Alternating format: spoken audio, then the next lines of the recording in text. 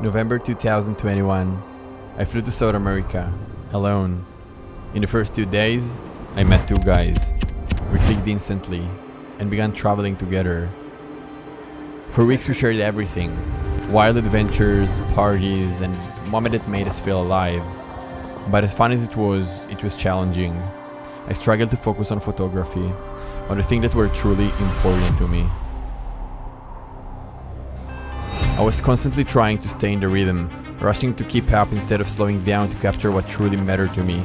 And after a while, we decided to part ways, each wanting to explore on our own. And that is when everything shifted. Suddenly I found myself alone in Cusco, Peru, and while editing photos in Starbucks, I randomly bumped into 2 of my filmmaking idols.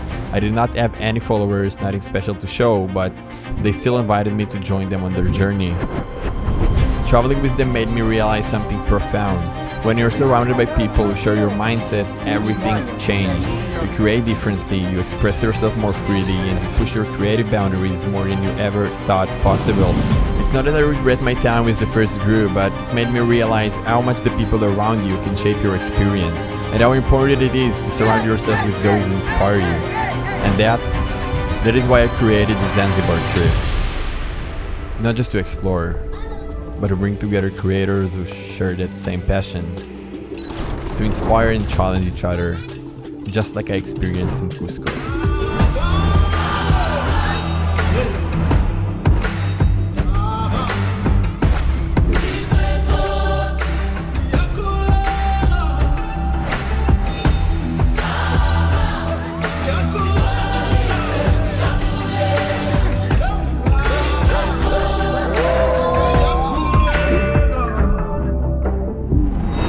Your environment shapes who you are.